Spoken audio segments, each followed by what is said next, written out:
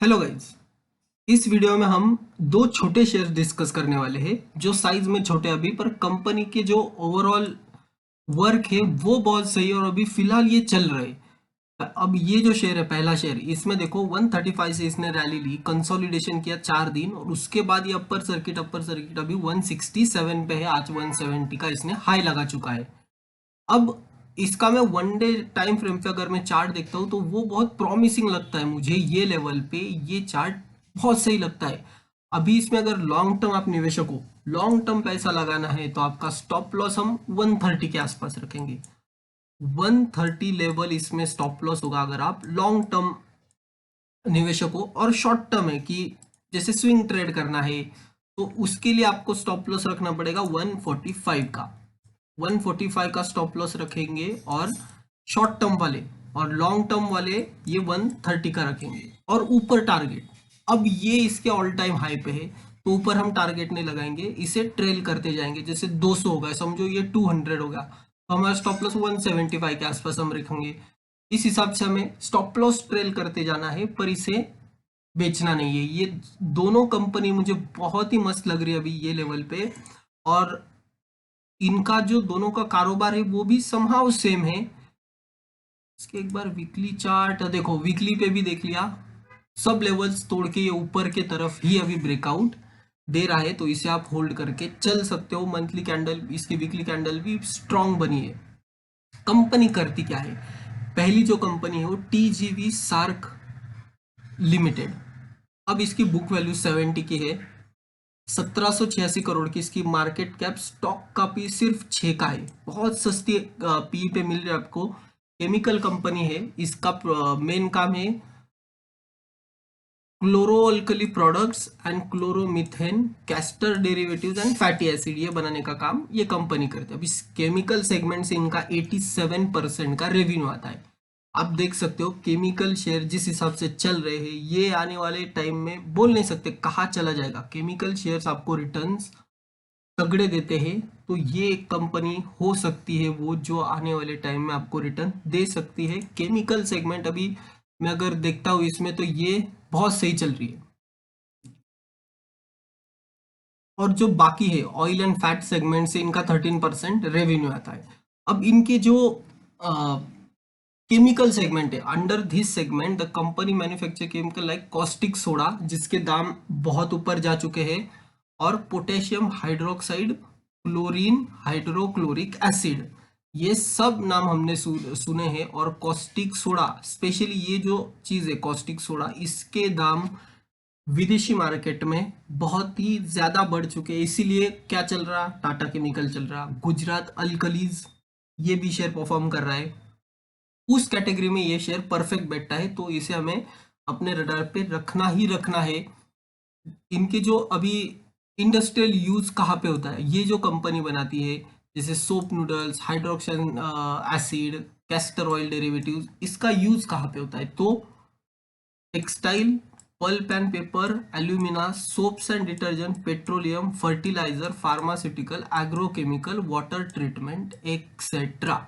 तो हर जगह पे, हर एक इसेंशियल चीज में ये प्रोडक्ट्स का यूज होता है जो ये कंपनी बनाती है।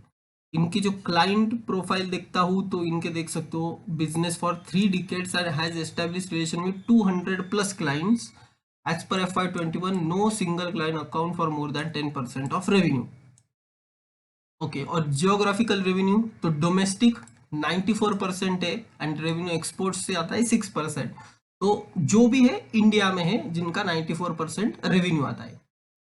मैन्युफैक्चरिंग फैसिलिटी देख सकते हो, कुरनूल आंध्र प्रदेश में ये कंपनी की मैन्युफैक्चरिंग फैसिलिटी है। तो ये एक बात है, पावर प्लांट ऑपरेशन में इनका, चलो ये तो जाने दो। तो ये एक कंपनी है जिसे आप रडार पे रख सकते हो। Expected to give good quarter है। स्टॉक का पी काफी सस्ता है। और अगर देखा जाए तो प्रमोटर होल्डिंग तो बढ़ी है, 61 पर 59.20 से 63.18 हो चुके हैं। तो अब प्रमोटर होल्डिंग बढ़ी है तो ये एक अच्छी बात होगी इसके लिए। श्री रायलसीमा इनके पास 19.18% स्टेक है और ब्रिलियंट इंडस्ट्रीज के पास 24.76। तो चलो ओवरऑल जो मेरे हिसाब से जो स्ट्रक्चर है ये पॉजिटिव है कंपनी का। सो यहाँ एक रडार पे रख सकते हो, ये कंपनी में जब भी गिरावट आए इसमें स्टेक बाय किया जा सकता है।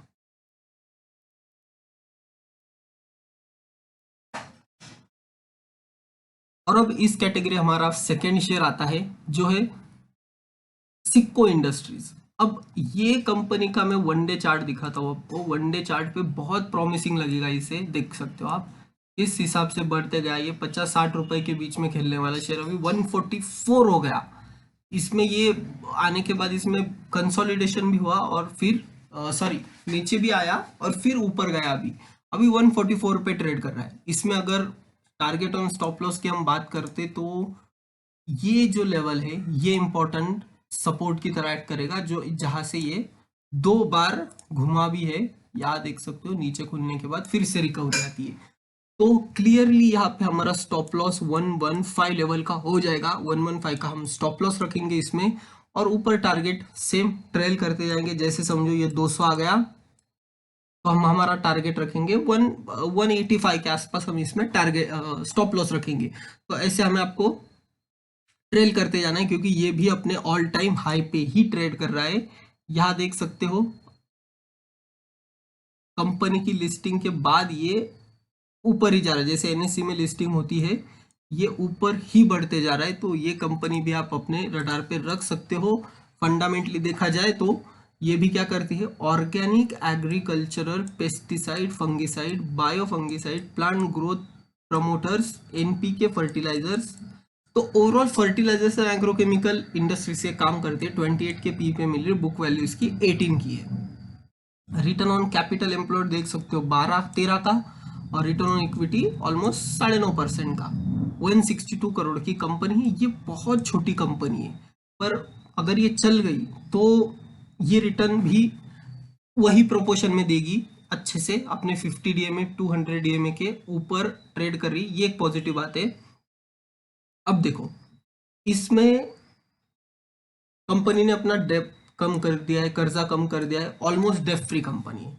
और इनके डेबिटर डेज भी देखो 192 से 141 डेज आ चुके हैं। ये तीन इसके लिए पॉजिटिव होते हैं और मैं मोस्टली ये तीन ही चीजें जिस कंपनी में दिखती है उससे मैं प्रेफरेंस ज्यादा देता हूँ। अब कॉन्स क्या है, 7.64 टाइम्स ट्रेड कर रहा है ये, मतलब इसकी बुक वैल्यू 18 की है और ये 144 हो गया। तो बुक वैल्यू के काफी ऊपर ट्रेड कर, पर ये कुछ मैटर नहीं करता। जैसे शेयर्स बढ़ रहे मैंने जो देखे तो बुक वैल्यू मैटर नहीं करती है, ये याद रखो। सेल्स 10, 12, 15, 17 सेल्स बढ़ते जा रही है, ये पॉजिटिव बात है। ऑपरेटिंग प्रॉफिट देख सकते हो 277 से 3.60, 2.06, 3.56, 8.02। तो टीटीएम बेसिस पे भी कंपनी प्रॉफिटेबल है। रिजर्व्स 10 करोड़ के और उसके सामने बोरोइंग 1.5 करोड़ की। शेयर्ड कैपिटल इंक्रीज होता है 2 करोड़ से, फिर 4 हुआ, फिर 5.5 हुआ, देन 11.20 हुआ। तो शेयर कैपिटल कंपनी का इंक्रीज हो रहा है। शेयर होल्डिंग पैटर्न इसका अवेलेबल नहीं है हमारे पास, पर मैं कहूँगा इसे आप न्यूज चैनल में अपने मतलब न्यूज चैनल पे एड्स जो आती है वहाँ ये सिक्को इंडस्ट्रीज की भी ऐड आती है। तो इस कंपनी को भी आप अपने रडार पे रख सकते हो। अगर इसके शेयर होल्डिंग की मैं बात करूँ तो शेयर होल्डिंग टिकर टेप पे देख लेते हैं। एएसएम लिस्ट में ऑब्वियसली जब ऐसा देखो 71% प्रमोटर होल्ड करते हैं यहाँ पे, 71% प्रमोटर जो कि उनकी हिस्सेदारी है, एंड सिर्फ 6% रिटेल इन्वेस्टर के पास है, अदर पार्टीज के पास 21%। तो मेजोरिटी स्टेक होल्डर प्रमोटर है, ये अच्छी बात है शेयर के लिए। इसे आप होल्ड करके आराम से चल सकते हो। इसके लिए न्यूज भी कुछ नहीं है। ये देखो फाइनेंशियल ट्रेंड आपको ये ऊपर के तरफ ही जाते दिख रहा, ये कंपनी की ग्रोथ दिखाता है। तो कंपनी ग्रोइंग कंपनी है, अभी भी मिल रही सस्ते वैल्यूएशन पे मिल रही 144। केमिकल स्टॉक्स महंगे थे, महंगे है और महंगे रहेंगे, इसमें आपको इन्वेस्टेड रहना है।